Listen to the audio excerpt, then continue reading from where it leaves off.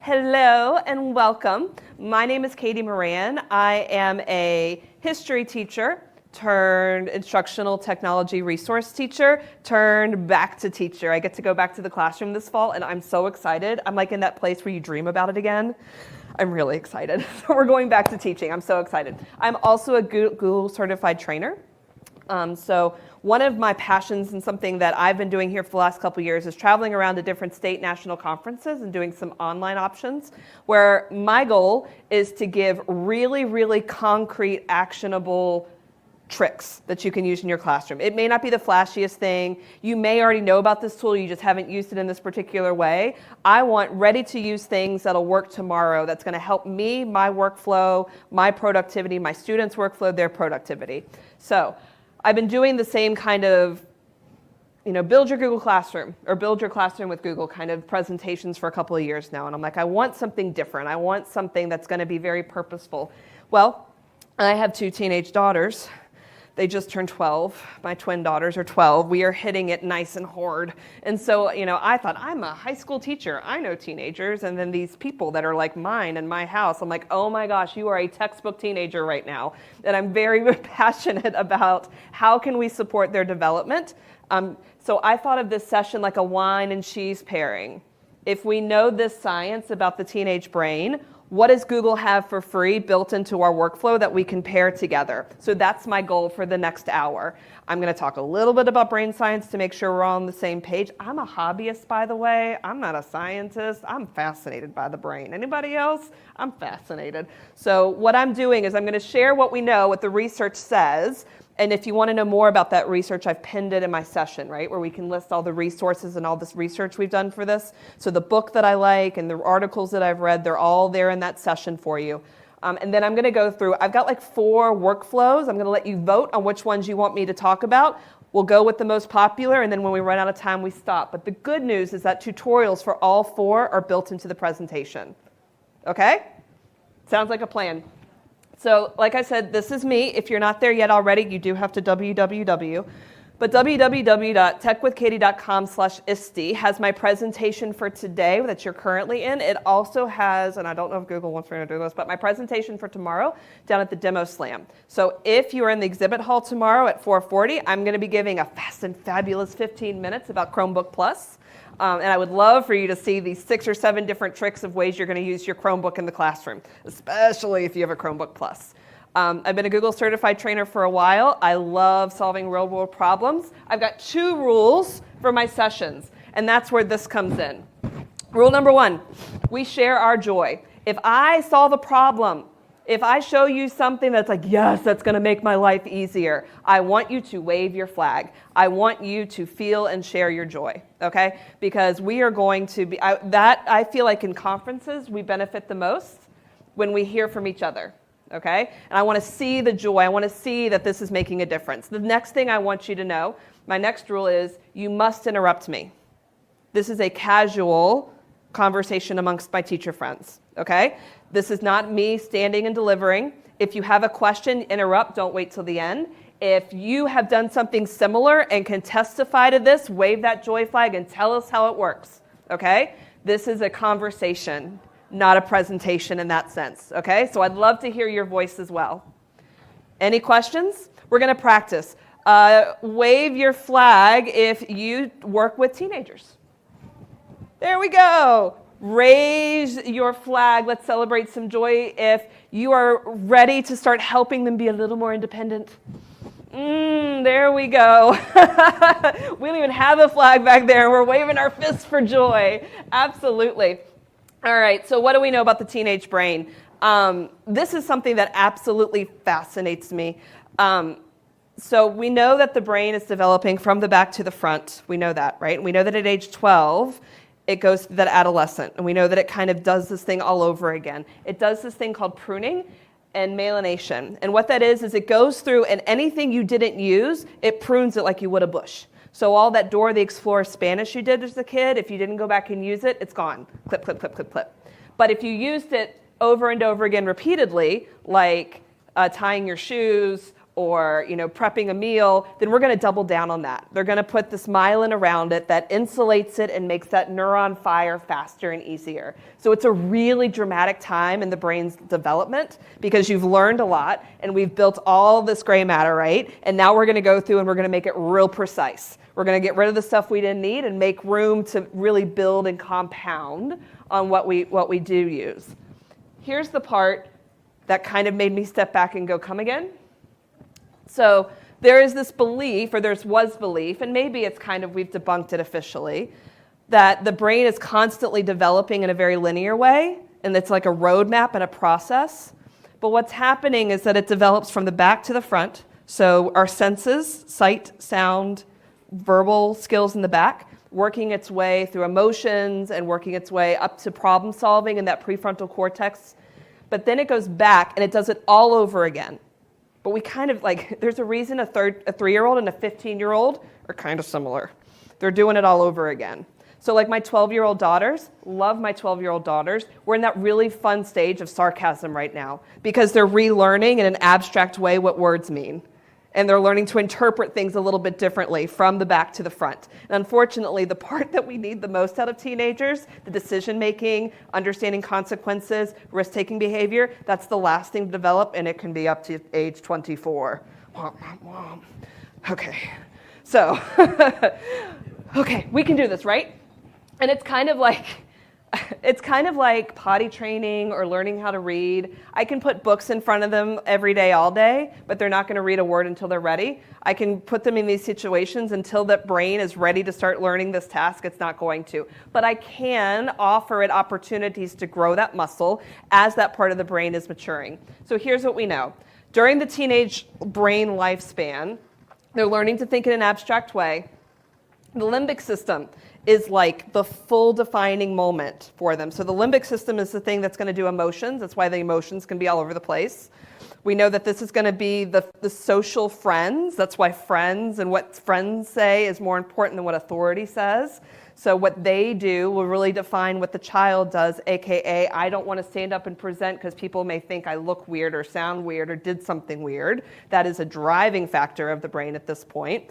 This is also when it's really important to promote positive relationships and positive habits because we're going to use the power of that friend driving emotion and that brain development to drive some powerful, strong habits. The teenage brain cannot multitask. Scientists are still debating whether anybody can truly multitask, right? What they often refer to it as is rapid swapping. I can task swap, but I can't actually do two things at the same time. Maybe the fully developed brain can do a habitual task and a new novel task at the same time, maybe, but teenagers definitely not, right? So we have to we can't give them too much on the plate because we're going to set ourselves up for failure. And then executive function, since that's the last one to develop, it is okay and appropriate to expect them to consider consequences in multiple perspectives. It may not be okay to do that without some scaffolding and supports. Sound about right? Sounds like what you see? Absolutely. Okay, so if we're thinking about executive functioning, if this isn't a phrase that you use regularly, nothing up here is going to surprise you. This is a time where students are learning how to think flexibly, meaning thinking on their feet, thinking outside of in a novel solution. So I haven't been told how to answer this problem. I'm going to figure it out myself. Excuse me. Working memory. They're Take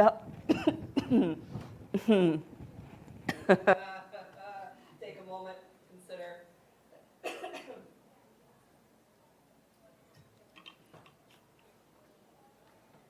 So for working memory, this would be giving them a list of things to remember and then asking them 10 minutes, an hour, a week later, do you remember what I've told you? That's a skill that's working and developing during this time. They don't quite have all of that. The ability to self-monitor, self-awareness of how they present to others.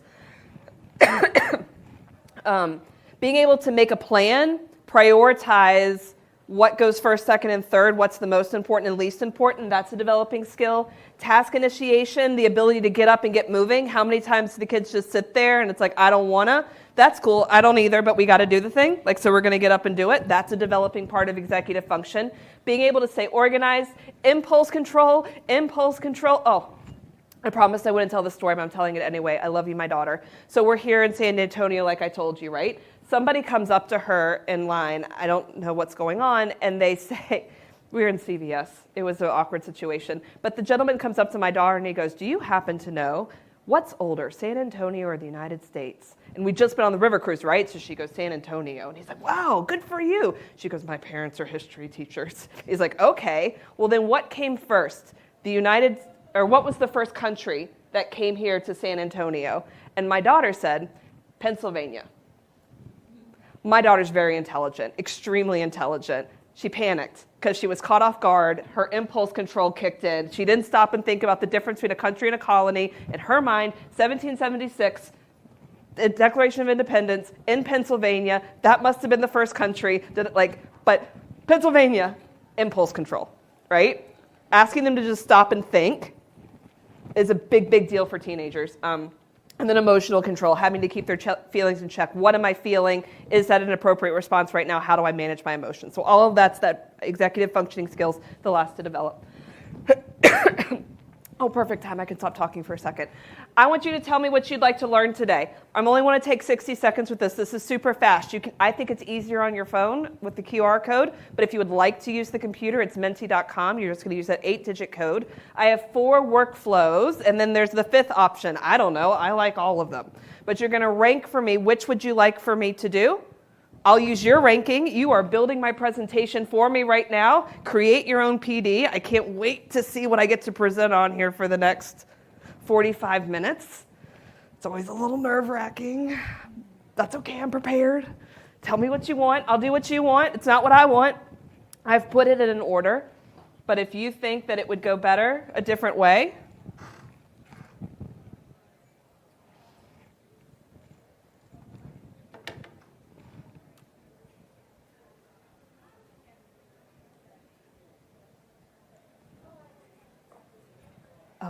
I won't influence your decision. But yeah, I have 4 different things. We can talk about some strategies to help them like organizing their digital life. We can look at ways to help them with multitasking or task swapping, chunking tasks. We can look at ways to help them plan and organize and be a part of that process, not just a writer in that process to learn how to plan an event. And then we can also look at some self-reflection tools. I had the opportunity to mentor new teachers this year. I did a lot, like my job title changed. I became a full-time teacher mentor. And I learned a lot about self-reflection, and I thought, wow, kids need this. Like our students need to be thinking about themselves and their own growth and development. So let me know if you are picture PD, wave that flag, and I will know that we are ready because you're ranking them. We are ranking. What do I want to hear number 1? What do I want to hear number 2? Yes, yes. Absolutely. Okay, can I look now? It's like Christmas morning. What are we going to talk about? Ooh, okay. So, all right. Good news. That's kind of the path I'd already picked. So we're going to do 1, 2, 3, and then 4. Got it. All right. With no further ado, I would like for you all to take an opportunity. Anybody use a Chromebook? Anybody a Chromebook? So if you want to, do you know this trick? The way to make your window larger is Control plus and minus. But if you Control Shift plus and minus, it makes the whole screen, like even the tabs and the URL and the taskbar at the bottom larger. It changes the full display. So the kiddos in the back of the room can see, not just the kiddos in the front. Because sometimes you want to point at the URL. Write this one down. Or Control Shift plus and minus will change the whole display, not just your window size. Is that solving a problem for anybody? Absolutely. And then whenever I present, I also like to come in here to my accessibility, and I'm going to turn on my cursor highlighter so that you can see where I'm going, okay? Follow the dot. By the way, also a great trick with teenagers. guide them towards that water that they should learn to drink for themselves. Okay, so now that we're here, I would like for everybody, I have a folder with a plus sign because this already lives in my Google Drive. You have a triangle with the plus sign. Click that triangle with the plus sign, save it to your Google Drive right now before you forget, so that when we're all done with this, you have every resource I have to offer. If you would like more of my resources that look very similar to this, you're going to go to www.techwithkatie.com, and when you click on resources, I have them sorted by app. Okay? That's my business. We're going to stay out of the presentation the rest of the time. Well, most of the time. Are we ready? Techwithkatie.com. Yeah, you need the www. And we've all taken a moment to click this and organize it into our drive. Okay. So, number one, let's talk about planning and organizing. Now, this is linked in the presentation. Again, all of my slides look something like this. It's a title, there's a description, actually something like this. There's going to be steps on how to do the thing, a video that shows you how to do a thing, and then a Google support page with tons of information on how to do the thing. These are one-pagers that I have for you. Okay? So everything I'm doing, you have directions how to do this already. So here, with the Google Applied Digital Skills, you can click right here. You can click right here. I cheated, because of preparation, and I've already opened the tab for you. Raise your flag. Has anybody done Applied Digital Skills before? Yes, Applied Digital Skills. So it's getting a new home. If you have it bookmarked, bookmark this one. It's getting a new home. They're depreciating the old classroom kind of looking Applied Digital Skills, and it's going to look more like anybody who's gone through the trainer program or certified teacher program. It's looking more like that program and some others. I had my daughters do this before they went to middle school. I'm the worst mom on the planet. I made them go on teacher work week, and they were home. I made them go here, and what we did is we browsed until we found Applied Digital Skills. You can come in here, personal timelines and all about me, how to create a schedule to meet your goals. What?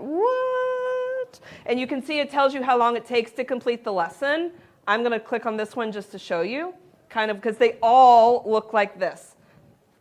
They tell you how long it takes to complete. They tell you what age group, what app it's going to focus on, and what skills they're going to walk away with. They're all action items. Do you see this little menu drop down? It gives you little bite-sized lessons, chunked lessons, which we know is age appropriate for these kiddos. They're going to reach them towards a working goal. So it's not just how to make a spreadsheet, it's with a purpose. Yes? Okay. They loved it. We did lots of their lessons. The videos are great. Mm-hmm. The videos because they show a variety of different people teaching. Yes. But they had closed captioning available. And the closed caption is gone? Okay. I can. They have a transcript, which is fine for me, but I don't think that the people that support my deaf and hard of hearing students are going to be happy. Make sure you come to the Chromebook thing that I'm doing downtown in Google. That's one of the things we're talking about, is how the Chromebooks specifically will help with this. If you didn't hear, she was celebrating how much we love these little bite-sized lessons. They're Google-made videos. They are clear. There's a lot of diversity. They have transcripts that write down what they're saying. You can go by speed. We all love it times two, right? So it has all those options. What she was saying is they've taken away closed caption. On a Chromebook, one of the accessibility features you can now add on is to have live captions for any video that is playing embedded in your Chrome browser. So if you're on YouTube, if you're on this site, I don't know if I have it turned on. I don't want to be a liar. Although I'm going to turn on live captions here in my settings. So let's go to a video. And you can see closed captions gone, right? In this video, you will organize your spreadsheet and then you'll add steps to help you reach your goal. Breaking your goal into smaller steps helps you feel accomplished throughout the process. As you complete each step, you're one step closer to reaching your goal. To begin, add column headers to the top. There you go. So, live captions on a Chromebook for anybody who needs it, whether it has Chromebooks or not. And did you see on a Chromebook Plus, it'll live translate it to any language so that your student who doesn't speak English can also appreciate the video that you're showing? Chromebook Plus for the win. It'll only translate for them on a Plus. No. The translate on a Plus. Live caption for all, translate only on the Chromebook Plus. Okay? All right? Okay. But so one of the videos, so if we go into browse here, let me see if I can find this little search bar up here. I can type in mail. I could even search.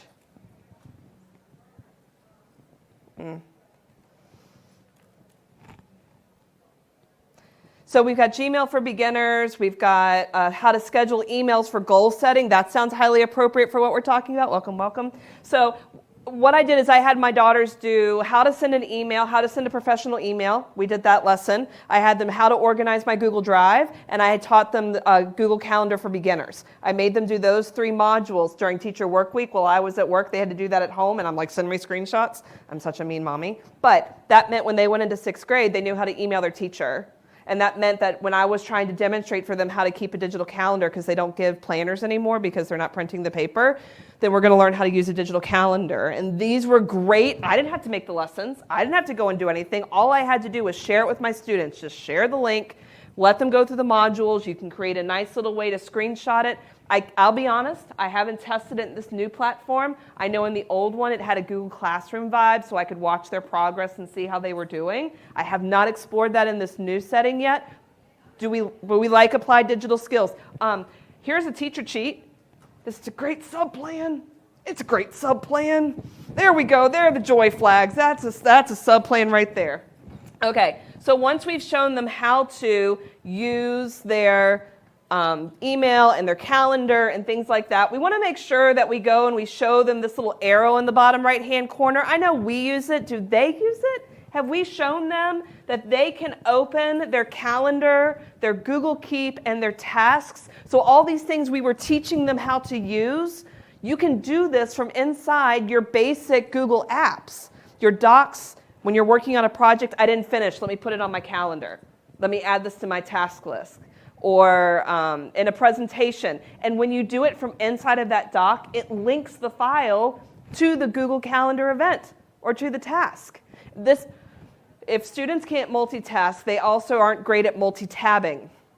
Because when they switch tabs, you lose them. So by embedding things inside one screen, right? So show them. You can send that, you can do that thing right here. We're just going to come over. Yes. You're right, that is due. So go ahead and open up your calendar and make sure that you add that right here. Any questions about the side panel? Are you using the side panel? Let's make sure our students are using it too. Absolutely. Tasks. Sorry, my calendar's been super wonky. I have no time when anything is right now because it hasn't done like the Eastern Standard Time thing yet for me. So, and this is in May. I hope there's nothing up there I care you've seen about my daughter's piano lessons. I color code. Anybody else color code? Life hack.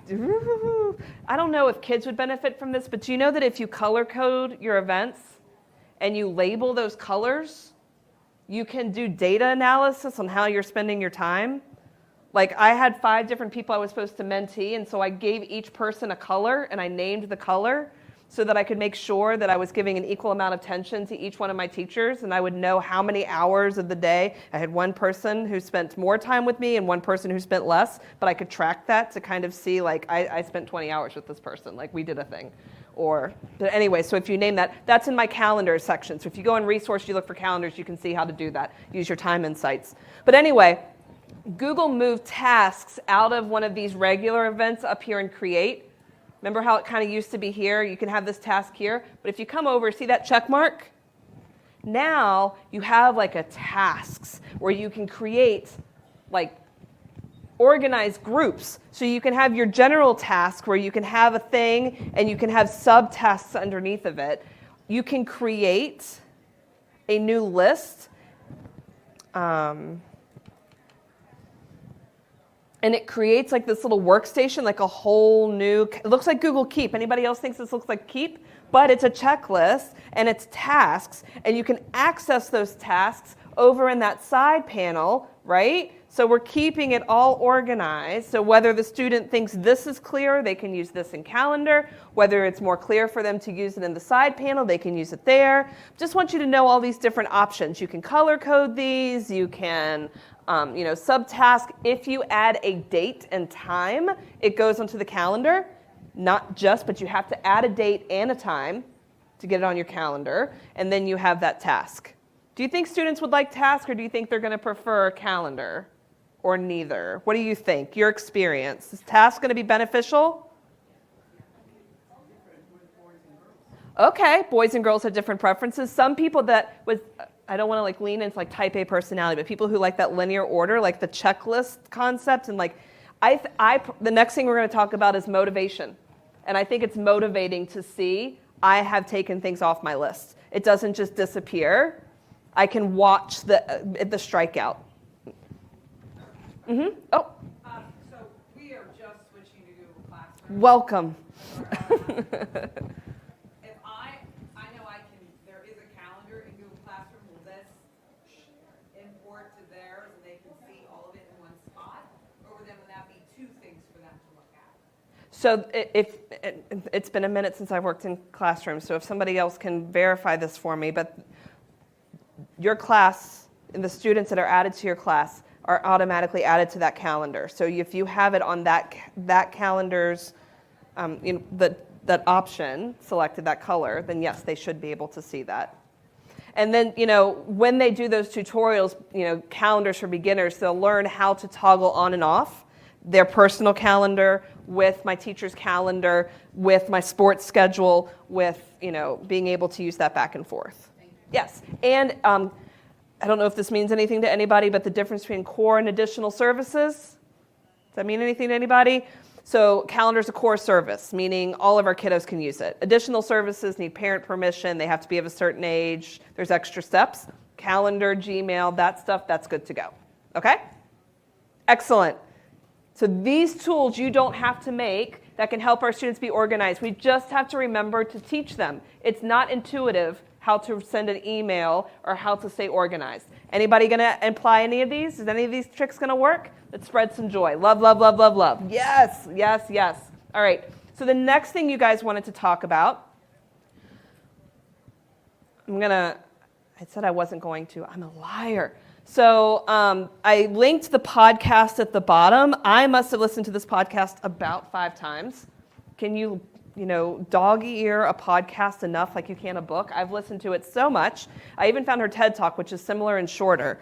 But in this, they talk about a lot of different wonderful things about the executive functioning, teenagers, and motivation. And she keeps going back to this idea of chunking, that when you get started, your motivation spikes because you have been given a task and a goal and you're ready to go, but it very quickly drops off, and that's regardless of age. And it will not spike again until we get close to the deadline. Let's call those nerves or anxiety or whatever else is motivating you at that point. But you are very quickly on a downward slide. So what she says is you gotta chop that graph.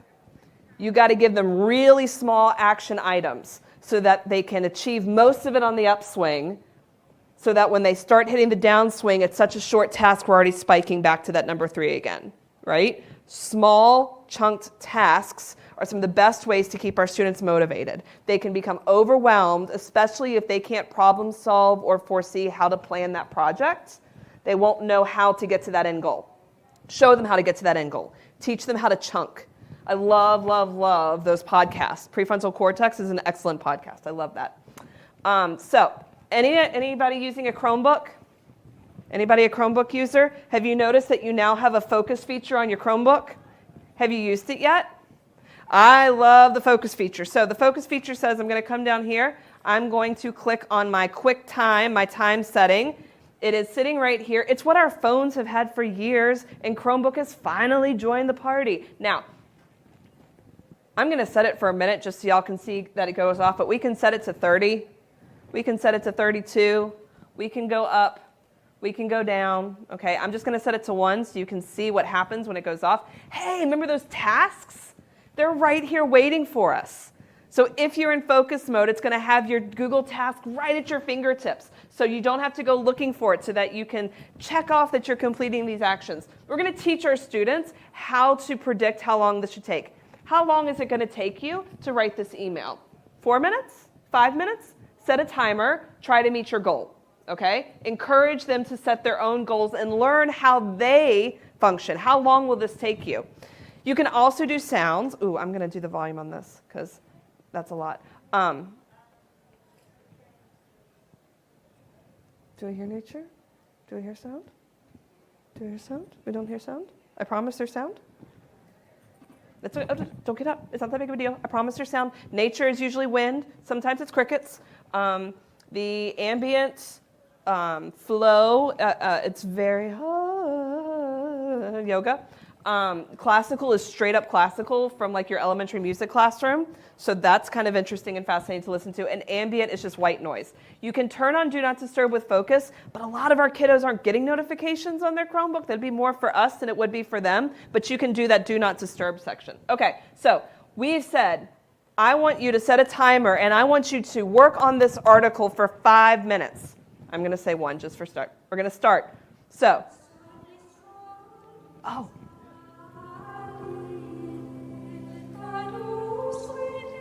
Okay, that would drive me crazy. I would opt out of that said music. However, for those that want it, it is right there.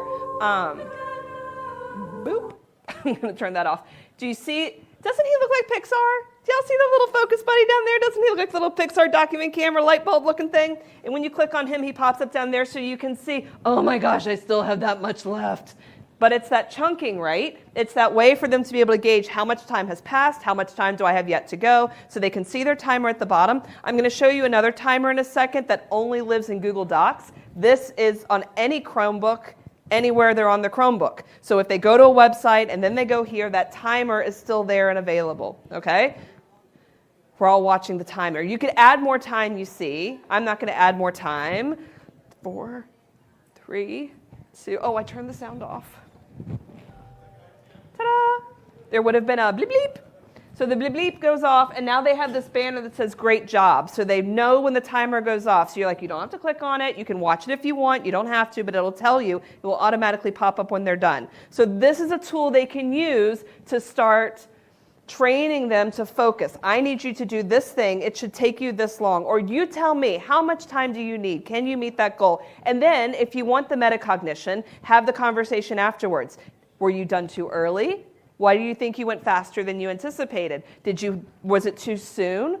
Why do you think you needed more time? And how will you change your time the next time? Having them think and reflect and go through that process and making those choices. Prefrontal cortex practice, that executive functioning skill. So like I said, you could also do this in some of these things in a doc. How many of y'all use your smart chips in a Google Doc? Maybe you don't know what they're called, but I love a smart chip. Okay, everybody today, make me a promise. Promise me from now on when you're in a Google Doc, you're going to type @ to insert stuff into your documents. Do you use @ Yes, because it gets rid of the keyboard and it just makes you go boom, boom, boom, boom, boom, boom. People think that I'm like this great typist. I'm like, nope, I just type @ so I don't have to keep like jumping around the screen. So if you're not there with me yet, let me make my font a little larger so it's easier. Can you all see? There we go. Nope, too much. So I type @ When I type @ it's called the insert menu, meaning this will insert almost anything that's in the insert dropdown. So inserting text, or inserting contacts, or inserting map locations, inserting images, inserting tables, inserting almost anything. And you can scroll through to look. We are going to do you want to do this with me? Do you have a Google Doc? You want to try this too? Let's try it ourselves. Do you all know how to get a Google Doc nice and quick? You're just going to go to docs.new. Docs.new. That's all you got to do. Docs.new, slides.new, sheets.new, drawings.new. This is not Google specific. There's over 200 of them that like Canva, lessonplan.new. Don't do it now. Stay focused with me. But like try that sometime, lessonplan.new. Bitly.new or link.new gives you a Bitly. The .new trick, it's all over the internet. But for Google, it's docs.new, sheets.new, forms.new, drawings.new, stuff like that. Okay. I digress. Like I do. Have you guys picked up on my personality yet? Okay. So, we're going to say placeholder, chip. Remember, you can also go to insert smart chip. And when you do that, it's going to give you the 5 basics. Okay? It's going to give you a person, a file, a date, a calendar event, and a place. This is the digital equivalent of a to be determined.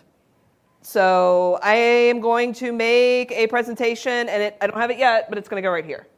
Or I want you to attach this document, this essay you're going to write, and you're going to attach it right here.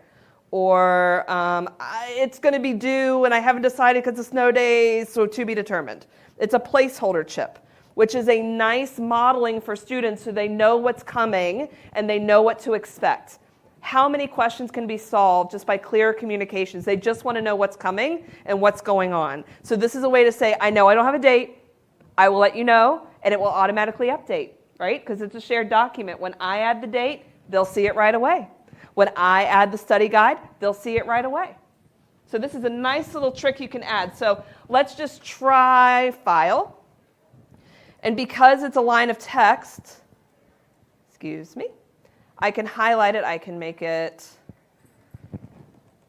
big and colorful. Or you can say, oh, and then back to normal.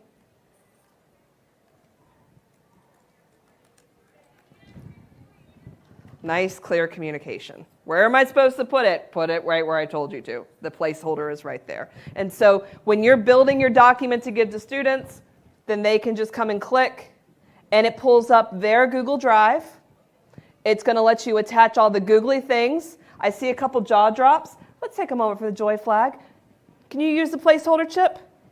I can definitely use this, and when I'm creating club, like when I'm in charge of clubs at my high school, and I have to do like club meeting notes and things like that, to be determined dates, meetings. This is a great, who's IEP meetings and plannings for those. So you can add people chips. Who are we inviting to this? I don't know. It's 3 people. We'll figure out later, and we can click to add them, and it'll access.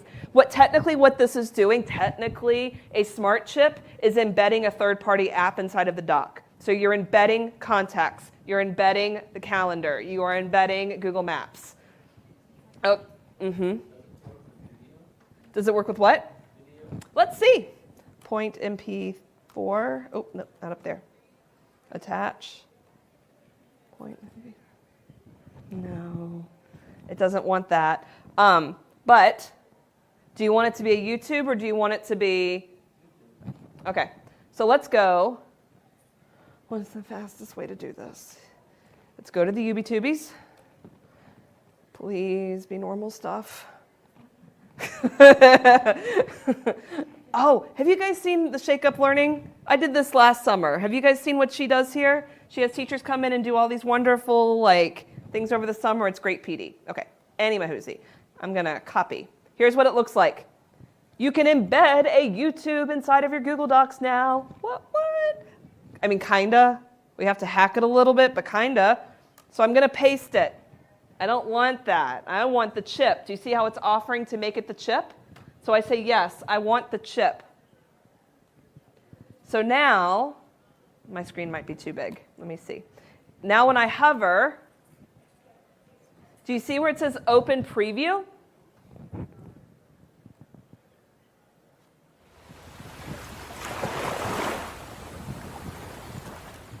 Y'all, they don't have to go to YouTube to watch your videos.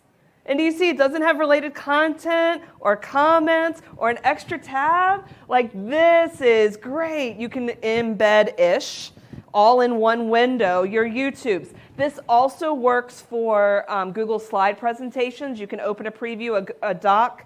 I don't think it works for sheets or drawings. You can play around with it. If it says open preview, then it works. If it doesn't, then it doesn't. But that's how I'm going to get through ISTE this week, is I'm going to be typing notes on my Google Doc, and I'm going to just open a preview of their presentation and keep it right beside me so that I can be typing while I'm watching.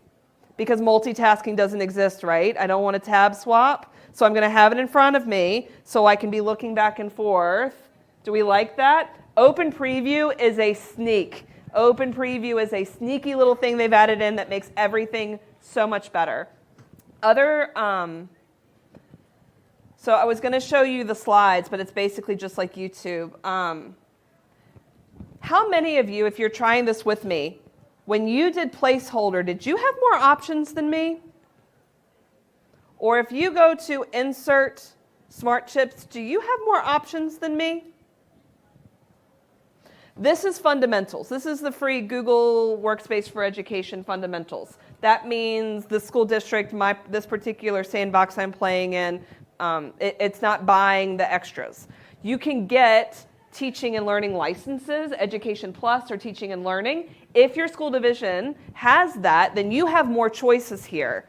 If you have one of those, does anybody have it? Okay, if you have it, then I need you to know you have a couple extras. If you don't have it, I hate to leave you out. I'm very sorry, but this is too good not to show you. Okay, so what you're gonna do is you're gonna type at timer. Oh, not in here. What did I just say? Not in my free one. Let me switch. On a Chrome,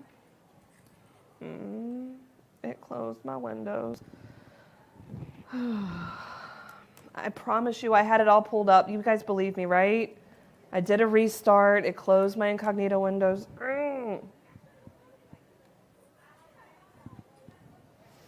And of course it doesn't even remember, sorry.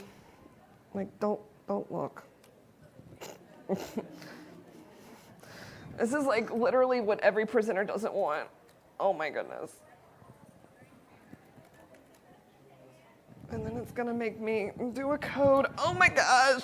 Oh. Wave your joy flag if this happens to you too, and it's not just me. Oh my gosh. Okay.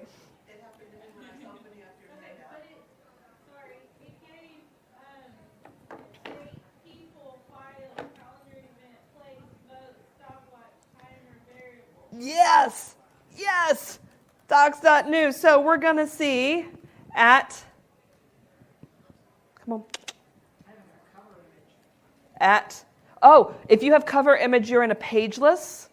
I've got a whole thing. Go to techwithkatie.com/whatever, I don't know what the slash is, but if you go to resource and go to docs, I've got this whole presentation I do about improving your workflow in Google Docs where it goes through all of this, the page list and the things that you can do with that, collapsible text and linking headings.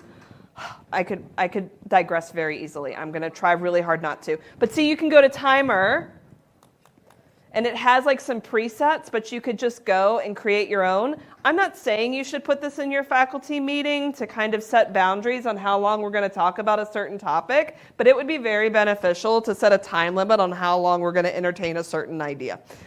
You could also, just like we did for focus mode, use this as a way for our students to say, set a timer, stick to this focus, but it's very, very subtle. I don't love that. The next time Google calls me personally on my cell phone, I'll tell them I don't like it because it only does this little banner down at the bottom that says time's up, and if you're not paying attention, you miss it. But it's technically there. It also does a stopwatch to count up. So if you want them to say, how long does it take you to complete the task, you could do it the other way around. Start a stopwatch, or you could do a timer countdown. Again, this is in that paid version at stopwatch. Same thing, right? You just click it and off she goes. Another thing I want to show you if you're in here is voting chips. They called it voting. Now it's vote. You can add voting chips. And I don't know if you love an emoji the way I love an emoji, but I communicate, it's my love language. I was raised by a kindergarten teacher and a high school principal, so color-coded data is my love language. So a voting chip with an emoji is that's a Tech with Katie. It's got to have it. So we're going to come to a custom voting chip, and we're going to add faces because we're going to say, how do you feel after completing this assignment? How do you feel after completing this assignment? I feel sad. This could be part of that self-reflection, right? A way for them to be able to communicate, how do I feel about my work and my learning? Here's what you need to know about the voting chip. It's not as great as you want it to be. I mean, it's fantastic, but you can only vote once per icon. So if you threw this up on a smart panel, your kiddos can't come up to the board and all place a vote. One vote per icon. But if you gave it out to other people and their editors, then they can vote. Absolutely. So for the voting chip, I can click, let me show you. I am, woohoo, 1, but I can't 1, 2, 3, 4, 5, 6. It just turns it on, off. It's very binary. So you can't put this on the panel up in the front of the room and have kiddos come up and tap their lunch choice or come up and tap their feelings about something because you can only do it once. But if you sent it to a shared document, if you send it in a faculty or a department team planning, people you trust to edit your documents with you, then other editors can vote. It's got to be editor. It can't be view. Yes. We can have all the feelings. Isn't that a great life lesson? I feel like I could stick my tongue out and cry all at the same time. Yes, we can have multiple emotions. Any questions about using the smart chips? I'm running short on time because I love you guys so much and I just want to talk about this all afternoon.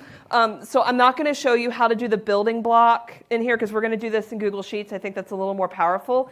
But we're going to look at how we can organize and teach kids how to plan a project and think about the pieces. You can do that in a doc. You're going to use building blocks. So at building blocks, see all the building blocks. Doon. And they have like all, do you send your emails this way? This is the only way my team sends emails because we all sit together at our round table to draft the email and then I send it to my people and they send it to their people. That's a whole separate lovely conversation. But you can come in here and you can do project planning. So you can build inside of a Google Doc, and we're going to do this in a sheet in a second, so I'm not going to talk about it too much, but what I'm about to show you in Sheets, you could do a similar version here in Docs. If you are in that paid version where you had a voting chip, you can create your own custom building blocks, meaning you can highlight and select information, save it as a building block, give it a name, and then anytime you're in a document, it just shows up. So for example, I have a list of students that I've saved as a class roster. I called it class roster. So now my students just magically show up in my document when I need to add their names to a document. That's on the paid version. Sorry, but it's worth sharing. Like, it's a really good one, so you can't not talk about it, but I'm sorry, it's only on the paid one. Any questions before we move on? Excellent. So let's go to Sheets.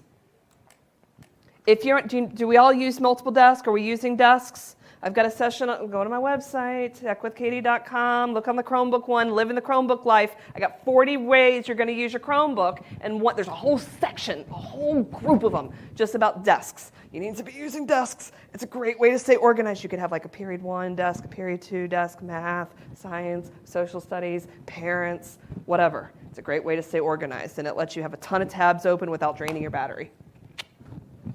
techwithkatie.com/CB. Okay, let's go to Sheets. So sheets.new is the fastest way to get there.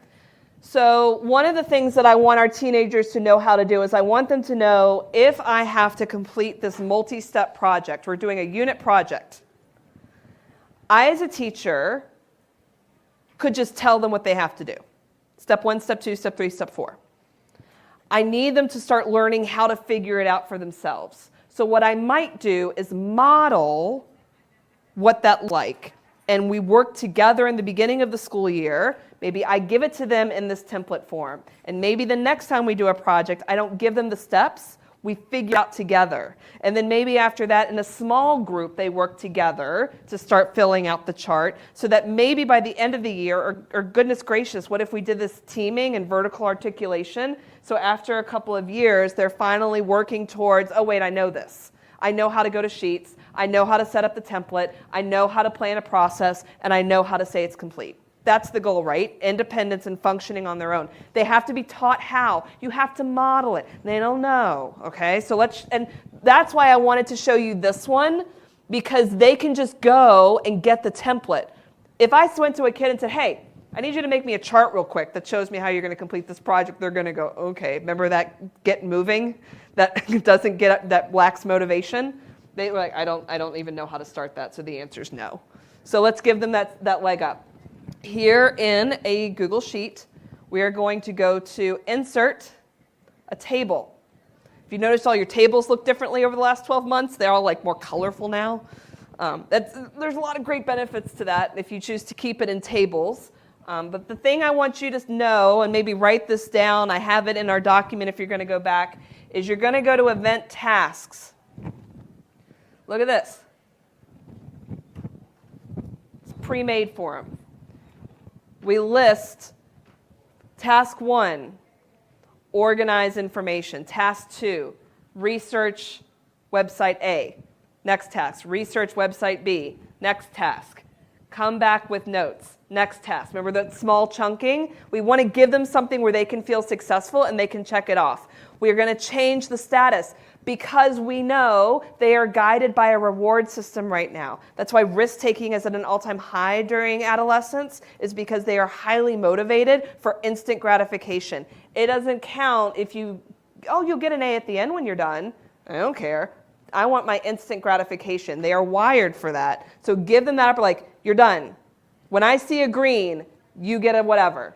If I do this task, when your group has gotten to this step, instant gratification. I'm going to reward you with a sticker. I'm going to reward you with 5 extra minutes of R block recess time. Whatever it is, right? Whatever you to do to start training them through rewards and eventually taking some of those scaffolds away so that they can just like, oh, I know how to do this now. I know how this works.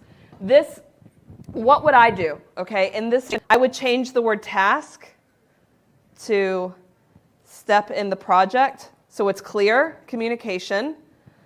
I don't block a task, so I want to come and change that drop-down menu. I don't like that. Directions are in there. I know I went fast. I clicked on the drop-down and I right-clicked, and I chose drop-down. I'm going to delete blocked. I don't like that. And I want to change finish to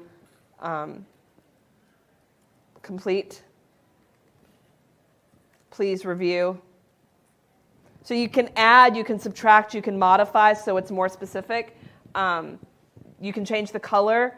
I'm a big fan of the stoplight colors, although I know for people with vision issues that's like the wrong thing to do, but sometimes the clarity of like stop, pause, and go can be helpful, and you can make those changes. Stage, I don't necessarily think that would be beneficial for me, so I can just delete that column. And then notes. I was not able to find this website, ... Or maybe they have to reflect on it. I was able to finish this in class, I don't have homework, or I'll need to finish this for homework. But status notes and having them teach. I think a very interesting part of this could be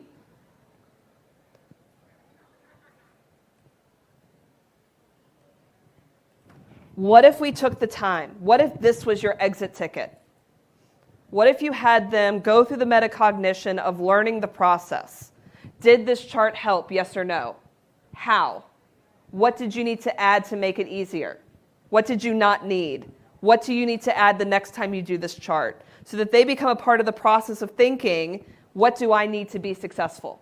Did I need a drop-down menu, or was that a chore? If it's a chore, get rid of it. But how are you staying motivated? How are you going to replace that? And have them go through this so that the next time we can start with that conversation. Okay, I have your exit ticket. The last time we did this, you said you didn't want a drop-down menu. What are you going to put in place this time? You make the changes. And we start walking them through the process of thinking and planning. And they can build their own template. Any questions? Do we like this? Could this be helpful? I think, and what I like about it is that you can add links to different things in your classroom and different resources. I feel like that one has a lot of benefit. The last thing, like I said, this comes from my year, only 1 year, I'm just a baby at it, but I got to be an official mentor for a handful of our new teachers in the high school and the school division I work at. We spent a lot of time, I was doing a teacher leadership course through our local university, did a lot of time talking about the benefit of self-reflection. And so I thought, why aren't our students doing this? This is the metacognition. This is the thinking about learning. So what I've done is I have used a Google form, and I've made this template. By the way, if you didn't know this, number 3, you need to write this down or take a picture. This is a big one. You used to be able to share your Google Forms with people, but they changed that a little bit. This is how you do it. This is how I've done it for you. So here's a Google form. I have put way too many questions in there. I know that. But I'm letting you use it like a question bank where you can take them out or change it. So when you click on the link, you click on the picture of that icon or that link, either way, click on it. It's a template. You're going to say, I want to use this template and make it my own. And then you can go and you can do whatever you want and it won't change my original. What if you did this exact same process for your students? Here's a list of review questions. Here is your Google form.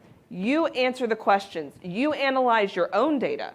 You look for growth trends. You go back and reflect on how it goes. Show them how they can go to their results pages, not just take the form, they do the work, they do the analysis. So after the end of every grading term, at the end of every unit, self-reflect. I felt strong, I felt weak, this is how I was successful, this is what I tried differently, and let them go back and review their learning process to see if they can find trends. Now, we know for a fact if I say, go look at the trends, or but okay, we have to make it like accountable, right? So here's what you're gonna do. If you go to a doc or slide or Google Sites, I think those are my 3. You can insert a chart.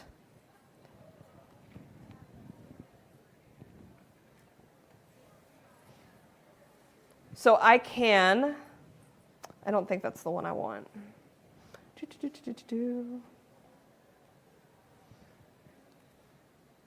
Nope, that's not what I want.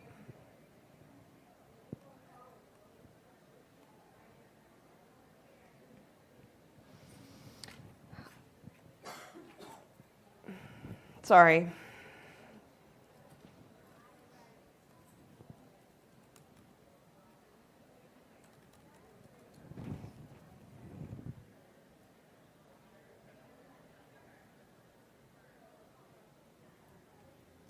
Nope.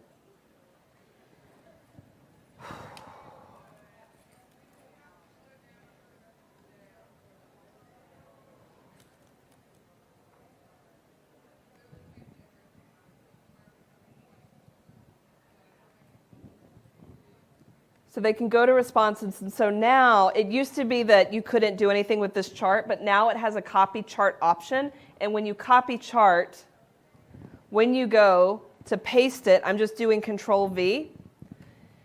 When you choose link to form, it stays dynamic. So as you enter data into the form, that will live update. So let's imagine it with a paragraph.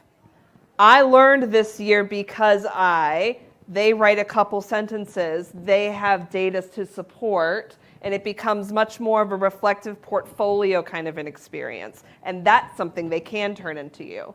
Does that make sense?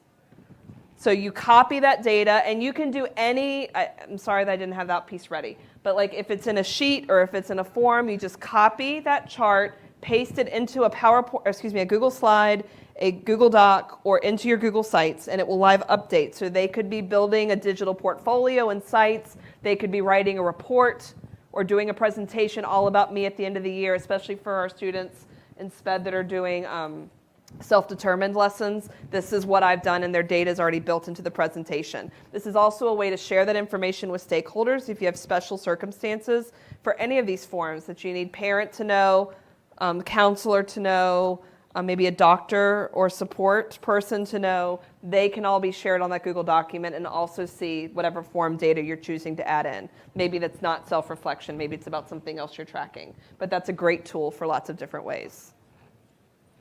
Does that sound good? At least you get a free template out of it, right? If nothing else, you get a free template today. Absolutely. So, do you have any questions for me?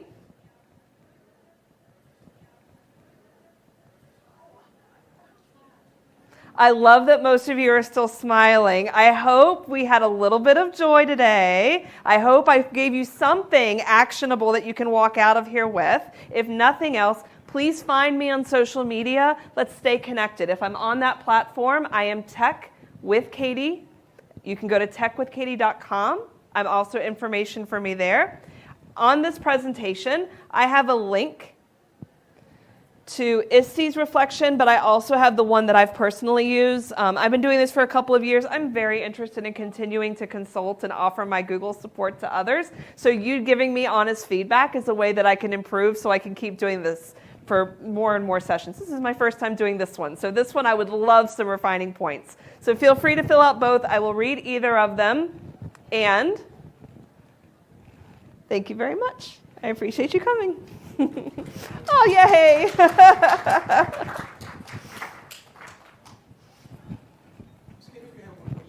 Yeah. How do you see AI coming into any of these features that you just presented today? Is there integration or?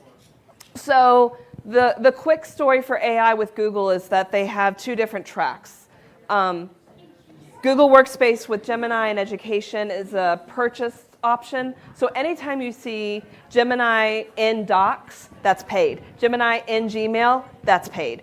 If it's Gemini, that's free. And those features are typically not built into the apps themselves. So for these particular workflows, now one I didn't go through because I didn't feel confident enough to share, but if you guys started looking at using Gemini, ChatGPT, Claude as a thought partner to have a 10-minute conversation to give you point counterpoint, the AI plays the role of one opinion, I play the role of the other, and we think through a process together. That would be a great way for our students to practice looking at multiple viewpoints. So I'm going to take the point of this political party, you're going to take the point of that political party, and the student practices a civil conversation where we discuss our viewpoints, so that because that's one of the executive functioning things, right? To look at a multiple viewpoint. You can prompt it, and I'm not great at this, that's why I didn't. Amos Bodchuk, I think is his name, and Amos. If you type in Amos, he's the only Amos that's here. He's Advanced Learning Partnerships. My state hired his consulting firm to do some AI trainings with us, and he's the one who showed this to me. He's walking around here somewhere. If you can find him, ask him how to do it. But it's prompting it to act like this political party. I'm going to ask you questions, answer my questions, and ask me an opposing question so that we can continue this conversation back and forth and kind of sharpen each other's ideas. It's also a great way to practice a conversation with a parent, or to practice a conversation that's a difficult one, like you play the part of this difficult role, I'll play the part of the teacher, and we'll see how this goes. He would know how to prompt that. But that's how I could see it being used to help support executive function. I don't see Gemini, unless you're paying for it, it's not going to embed. Only the paid ones will. Yeah, you're welcome. Thank you. If you took any pictures, be sure to tag me. I'd love to see you and meet you again.